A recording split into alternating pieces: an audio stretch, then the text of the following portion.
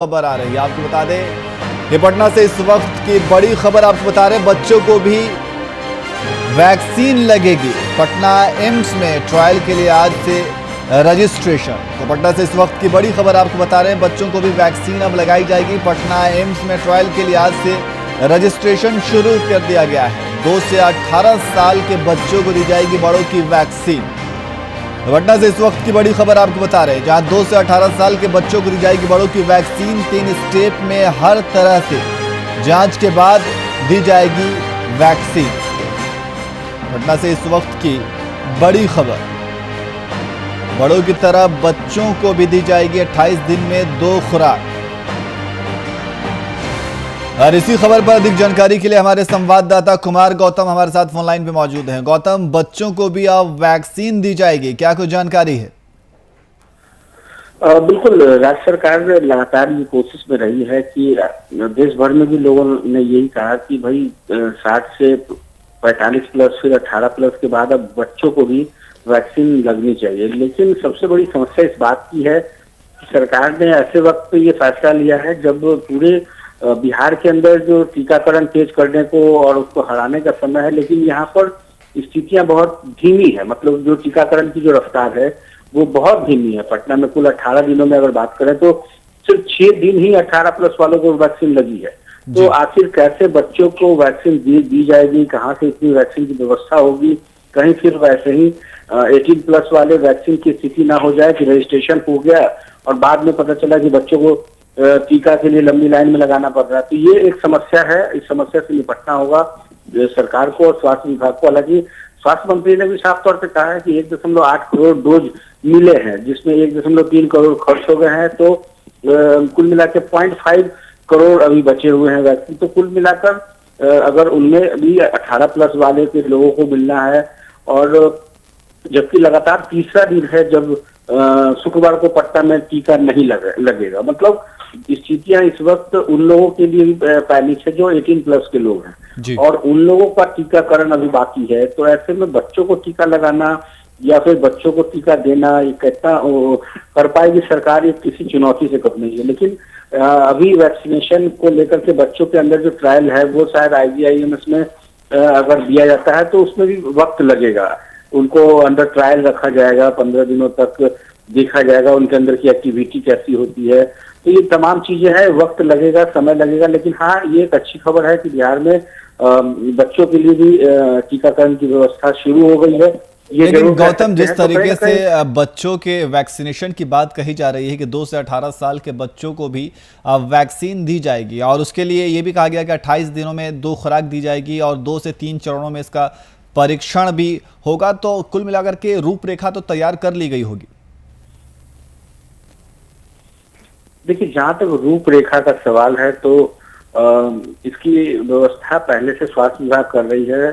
जो केंद्र सरकार की भी जो गाइडलाइन है उस गाइडलाइन के मुताबिक बच्चों को टीका दिया जाएगा, उनको ऑब्जर्वेशन में रखा जाएगा, उनके मूवमेंट पर क्या असर होता है, फर्स्ट डोज में बुखार कितना आता है, ये तमाम चीजें। चूंकि बच्चे बहुत संवेदनशील होते हैं, तो ऐसे में बच्चों के टीकाकरण को लेकर के लगातार केंद्र सरकार की तरफ से, विपक्ष की तरफ से भी ये कहा जा रहा था कि अब वो वक्त आ गया है कि जब चूंकि ये तीसरा जब लहर आएगा तो उसमें ये कहा गया था कि बच्चों पर इसका सीधा असर हो सकता है। तो लिहाजा ये अच्छी बात है सरकार के लिए भी और बिहार के लोगों के लिए भी कि जहाँ पर एक बड़ी आबादी है बच्चों की, यानी कि 18 से जो कम उम्र के जो लोग हैं उनकी संख्या बेहद है और काफी संख्या में लोग हैं। तो ऐसे में उनका रजिस्ट्रेशन करना, उनको वैक्सीन देना सरकार के लिए चुनौती है। क्योंकि मैं आपको बता दूं कि आज तीसरा दिन है जब पटना में टीका नहीं लग पाया है लोगों को।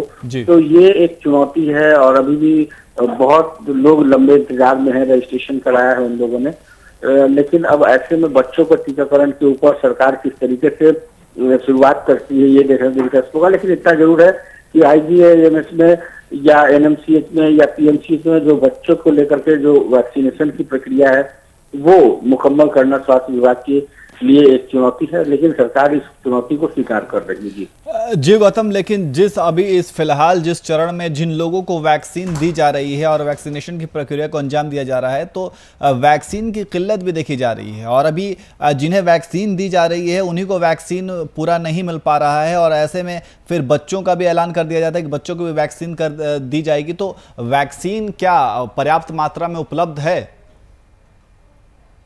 देखिए, यही सवाल सबसे ज्यादा खाई जा रही है कि आखिर जब टीकाकरण अभियान को सरकार कहती है तेज करने के लिए, तो जब यहाँ टीका ही नहीं है तो आखिर इस अभियान को कैसे जारी रखा जाएगा। दूसरी बात यह है कि जिस वक्त 45 प्लस के लोगों को टीका दिया जा रहा था, उस वक्त आपने 18 प्लस का ऐलान कर दिया, रजिस्ट्रेशन शुरू कर दी गई थी। रजिस्ट्रेशन के बाद देखा आपने कि हजारों नहीं बल्कि लाखों लोग उस ऐप के जरिए रजिस्ट्रेशन करा रहे थे। बाद में सरकार ने फिर उसमें बदलाव किए, हालांकि उसमें कई बार बदलाव हुए हैं, लेकिन ये अच्छी बात थी कि 18 प्लस के लोगों को टीका दिया जाना था। हालांकि अभी भी देश में देखिए 11.76 लाख लोग, यानी कि तकरीबन 11,76,000 लोगों ने 18 प्लस के लोगों को टीका दिया है, जिसमें बिहार की अगर बात करें तो बिहार में 18 प्लस के लोगों की संख्या लगभग 15,73,000, यानी कि करीब 16 लाख के आसपास है। जबकि 45 प्लस वाले में ये तादाद बढ़ करके 86 लाख, यानी कि 86 लाख 54,472, यानी 46,45,472 है आंकड़ों की बात करें तो।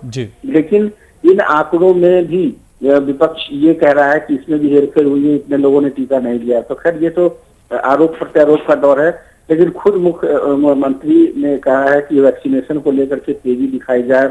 इसके अलावा स्वास्थ्य मंत्री लगातार कह रहे हैं कि टीकाकरण वैक्सीनेशन तेज किया जाए। और अब ऐसे में जहां राज्य में टीकाकरण की रफ्तार पिछले खास करके जो चक्रवाती तूफान आया है, इसमें इसके वजह से भी 2 दिनों के अंदर इसकी जो रफ्तार है वो बहुत धीमी है। जी बिल्कुल गौतम, जिस तरीके से वैक्सीनेशन का ऐलान किया जा रहा है उसी तरीके से ये भी उम्मीद की जा रही है कि पर्याप्त मात्रा में वैक्सीन भी उपलब्ध कराई जाए। बहुत बहुत शुक्रिया तमाम जानकारी के लिए।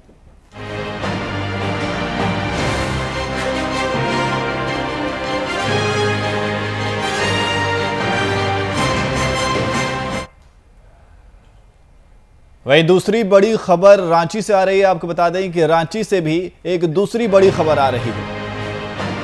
आप टीवी स्क्रीन पर देख सकते हैं कि रांची से एक बड़ी खबर, राजधानी रांची में लगातार 36 घंटे से बारिश हो रही है। यास तूफान का व्यवसाय पर भी काफी असर देखने को मिला है। तो रांची से इस वक्त की बड़ी खबर आपको बता रहे हैं, जहां राजधानी रांची में लगातार 36 घंटे से बारिश हो रही है और इसकी वजह से व्यवसाय पर काफी असर पड़ा है। कारोबार ठप पड़ा हुआ है, 7-8 करोड़ का नुकसान भी हो चुका है। तो रांची से इस वक्त की बड़ी खबर आपको बता रहे हैं। फूड डिलीवरी का कारोबार भी कम हुआ है, करीब 60% कम हुआ है। तो पिछले 36 घंटे से बारिश हो रही है। यास तूफान ने दस्तक दी है और इस बारिश की वजह से कारोबार पर काफ़ी असर देखने को मिला है। कारोबार काफ़ी प्रभावित हुआ है, कारोबार ठप हो गया है। 7-8 करोड़ का नुकसान भी बताया जा रहा है। और इसी खबर पर अधिक जानकारी के लिए हमारे संवाददाता शुभम कुमार हमारे साथ फोन लाइन पे मौजूद हैं। शुभम, जिस तरीके से रांची में लगातार 36 घंटे से बारिश हो रही है और इसकी वजह से कारोबार पर काफी असर देखने को मिला है, क्या है जानकारी? बिल्कुल नियाज, देखिए यास तूफान के चलते कह सकते हैं कि राजधानी रांची समेत झारखंड के तमाम जिलों में पिछले 24 घंटे और 36 घंटे का समय लगातार पार करते गया और 50 घंटे का समय अब पार कर चुका है और अभी भी रांची में झमाझम बारिश हो रही है। और बिल्कुल सही आपने कहा है कि व्यापार जगत में तो इसका अच्छा खासा नुकसान देखने को मिला है, लेकिन यास तूफान अपने साथ कई तबाही के निशान भी झारखंड में छोड़ता हुआ चला गया है।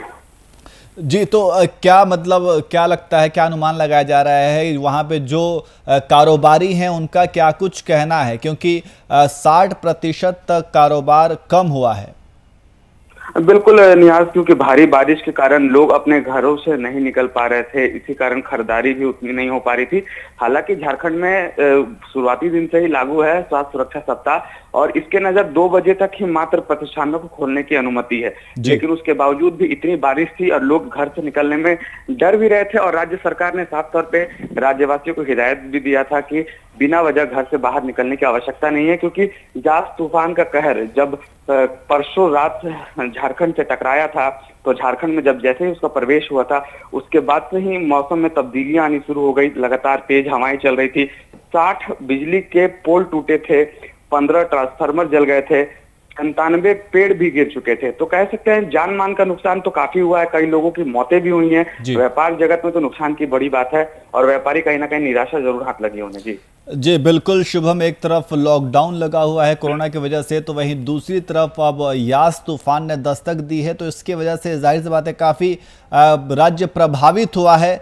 तो क्या लगता है आपको कि ये तूफान कब तक और रहने वाला है और किन किन इलाकों में इस तूफान का असर देखने को मिल रहा है?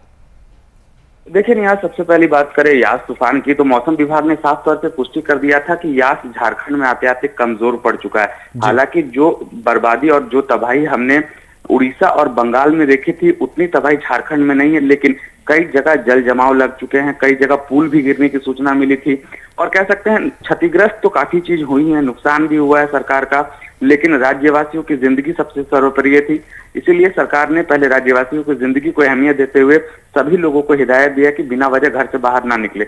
नुकसान तो काफी हुआ है। व्यापार जगत की बात कर लें, चाहे वो यातायात की बात कर ले, यातायात पूरी तरीका से ठप था। कोई भी व्यक्ति जब बाहर नहीं निकलेंगे तो जाहिर सी बात है ना ऑटो में भीड़ थी ना टेम्पो में भीड़, कई इलाकों में सन्नाटा पसरा हुआ था। और कुछ ऐसे भी इलाके हैं जैसे रांची की धुरवा की बात कर ले, वहां पर लगभग 60 से ज्यादा पेड़ टूटकर सड़कों पर गिरे हुए थे, जिससे आम लोगों को भी परिचालन में परेशानियों का सामना करना पड़ा था। जी बहुत बहुत शुक्रिया तमाम जानकारी के लिए।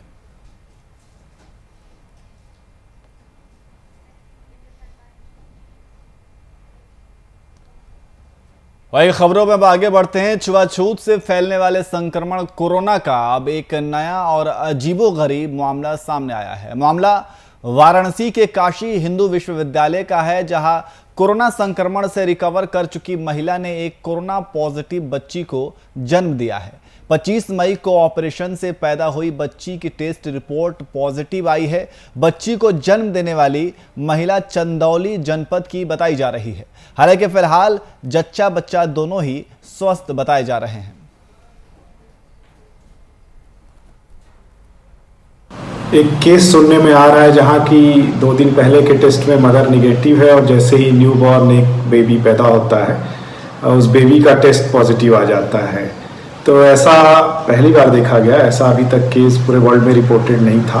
हाँ, एक केस था यूएस में जिसमें कि एक बार ये टेस्ट में न्यूबॉर्न जो है वो पॉजिटिव आया था जबकि मदर निगेटिव थी, लेकिन जैसे ही इस टेस्ट को रिपीट किया गया कंटामिनेशन के कारण ऐसा हुआ था और जैसे ही टेस्ट को रिपीट किया गया दोनों लोग निगेटिव आ गए थे। तो इसमें ये जांच का विषय है और इसके बारे में देखना पड़ेगा और इस टेस्ट को फिर से रिपीट किया जाना चाहिए और अगर ये बच्चा पॉजिटिव आया है, ये ट्रू है, तो इसको फिर इन्वेस्टिगेट किया जाना चाहिए।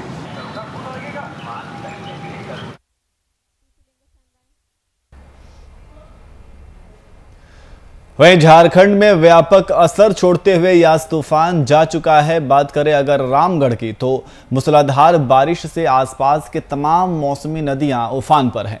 वहीं तूफान से जगह जगह पेड़ गिरने की खबरें भी सामने आई हैं। इसके साथ ही कई कच्चे मकानों को नुकसान पहुंचा है। तूफान का असर खत्म होता देख जिले के उपायुक्त ने तत्काल प्रभाव से नुकसान का आकलन करने का निर्देश जारी किया है। इस निर्देश के तहत टूटे पेड़ों को साइड करना और बिजली के टूटे तारों की मरम्मत समेत कई अन्य कार्यों में जिला प्रशासन जुट गया है।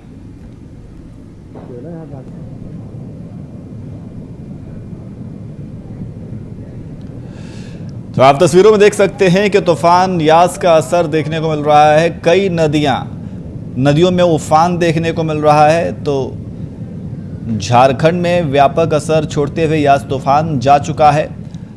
लेकिन अगर बात की जाए छोटी नदियों की तो मूसलाधार बारिश से आसपास के तमाम मौसमी नदियां उफान पर हैं। आप तस्वीरों में देख सकते हैं कि किस तरीके से तमाम नदियां उफान पर हैं। वहीं तूफान से जगह जगह पेड़ गिरने की भी खबरें सामने आई हैं और इसके साथ ही कई कच्चे मकानों का नुकसान भी पहुंचा है। और तूफान का असर ख़त्म होता देख ज़िले के उपायुक्त ने तत्काल प्रभाव से नुकसान का आकलन करने का भी निर्देश दिया है।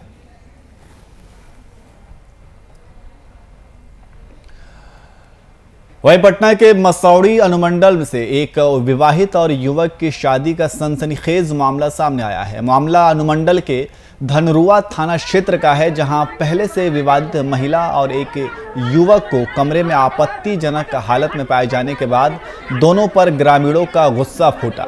ग्रामीण ने पहले दोनों की पिटाई की, फिर नजदीक के मंदिर में महिला और युवक की शादी करवा दी।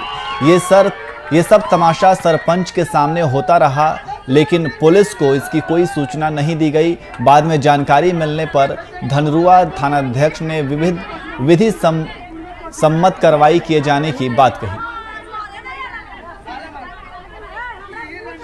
तो आप तस्वीरों में देख सकते हैं कि किस तरीके से ये पूरा मामला मौसड़ी का है, जहां मौसड़ी में युवक ने विवाहिता से शादी रचाई है। तो पटना के मसौड़ी अनुमंडल से एक विवाहिता और युवक की शादी का सनसनीखेज मामला सामने आया है। मामला अनुमंडल के धनरुआ थाना क्षेत्र का है, जहां पहले से विवाहित महिला और एक युवक को कमरे में आपत्तिजनक हालत में पाए जाने के बाद दोनों पर ग्रामीणों का गुस्सा फूटा है।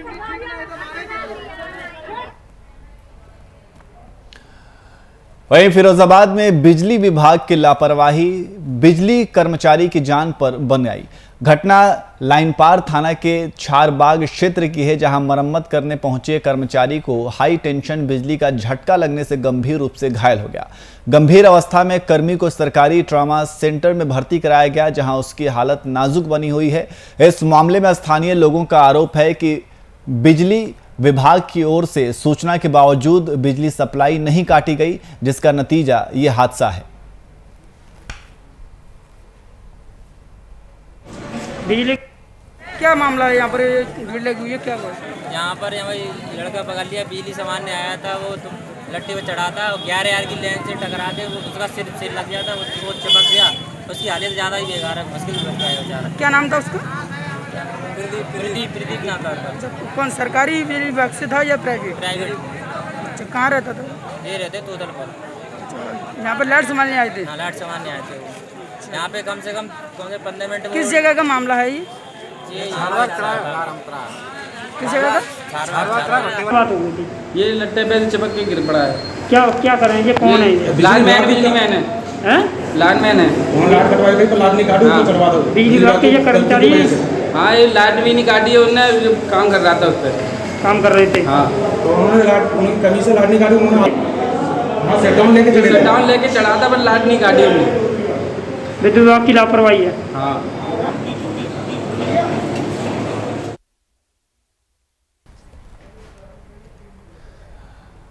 वहीं राजधानी रांची के बीजेपी कार्यालय में प्रेस कॉन्फ्रेंस का आयोजन किया गया। यह प्रेस कॉन्फ्रेंस बीजेपी प्रदेश अध्यक्ष दीपक प्रकाश की अध्यक्षता में संपन्न हुई।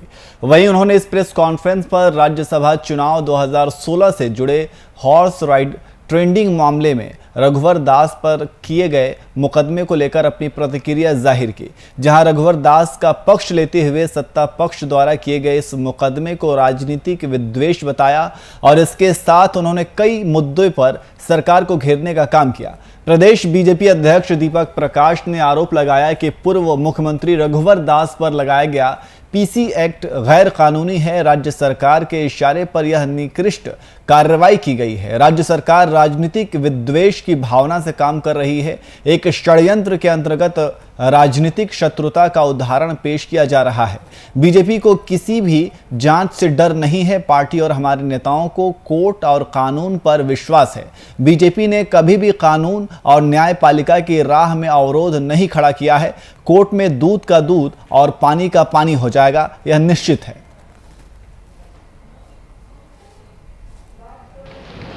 अब जो 1.5 वर्षों का शासन यूपीए गठबंधन की सरकार की हेमंत सोरेन जी की सरकार आई है, तो उस जांच में कुछ नहीं था, तो नए धाराएं डाल करके और नए षड्यंत्र करके उस केस को राजनीतिक शत्रुता एनिमिटीज का एक उदाहरण उन्होंने दिया है। मैं इसलिए कह रहा हूं कि अब सब कोई जानते हैं कि भारतीय जनता पार्टी को न्यायालय पर पूरा विश्वास है,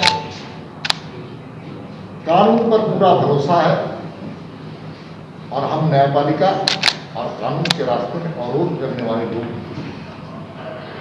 न्यायालय में दूध का पूरा पानी का पानी होगा, ये मैं मानता हूं। लेकिन जिस प्रकार से राज्य की सरकार का चरित्र है उसको मैं उजागर करना चाहता हूं।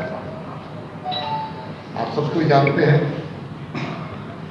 ये कानून के संदर्भ में जो पीसी एक्ट अलग से लगाया गया है यहाँ, जिसको प्रिवेंशन ऑफ करप्शन एक्ट कहते हैं, उसमें सीधी सी बात है कि जो क्राइम कमिटेड होता है, जो क्राइम हो चुका है, उस पर ही पीसी एक्ट की धाराएं लगती हैं।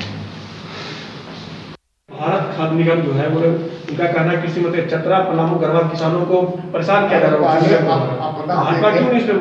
अपना क्षेत्र देखे, पूरी गड़बड़ियों का केंद्र अगर कोई इस राज्य में है तो राज्य की सरकार है। बिजली की हालत जर्जर हो रही है कि नहीं हो रही है? आप झारखंड के सभी जिलों में फोन करके पूछ लीजिए, प्रखंडों में पूछ लीजिए, बिजली की हालत जर्जर हो गई है। एक भी चापाकल नहीं लगा गर्मी में, एक भी चापाकल। और चापाकल की योजना तब बन रही है जब पानी की समस्या नहीं रहेगी। अभी इनके कागज में चापाकल दौड़ रहे हैं। सड़क में 1 सेंटीमीटर सड़क नहीं बना पूरे राज्य में 1.5 साल में। इसलिए सिंचाई के मामले में क्या किया इन्होंने? पिछली योजनाओं को रोकने का काम किया। महिलाओं के सवाल पर 1 रुपये में जो रजिस्ट्री का सवाल था, रजिस्ट्री करने का अधिकार मिला था, उसको भी खत्म करने का काम। बहुत बहुत धन्यवाद आपको। चलिए,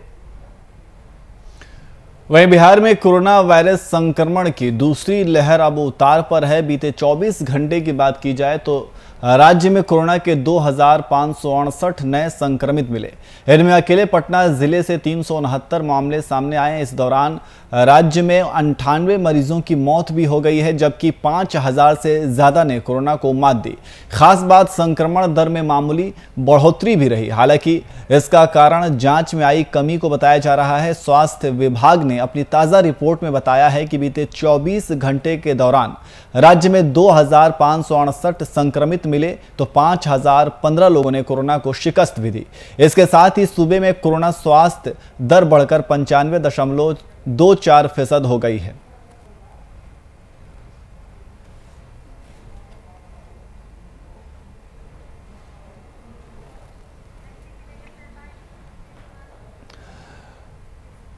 वहीं रांची वासियों के लिए गुरुवार का दिन खास रहा। हम कोरोना पर विजय के करीब पहुंच गए हैं। 2 माह बाद कोरोना संक्रमितों का आंकड़ा 100 से नीचे आ गया है। जिला भर में कुल 89 नए संक्रमित मरीज मिले हैं और 275 ठीक भी हुए। वहीं 5 की मौत हुई। कोरोना की दूसरी लहर शुरू होने से पहले 24 मार्च को रांची में 93 नए मरीज मिले थे। 25 मार्च को संक्रमितों की संख्या बढ़कर 170 पहुंच गई थी। इसके बाद लगातार संक्रमित बढ़ने लगे थे, जो अप्रैल में रोजाना 1800 तक पहुंच गए थे। ऐसे में 100 से कम संक्रमितों का मिलना कोरोना के हारने का संकेत दे रहा है। हालांकि अभी भी हमें सावधानी बरतनी है। नियमित रूप से मास्क लगाना और सोशल डिस्टेंसिंग का पालन करना है।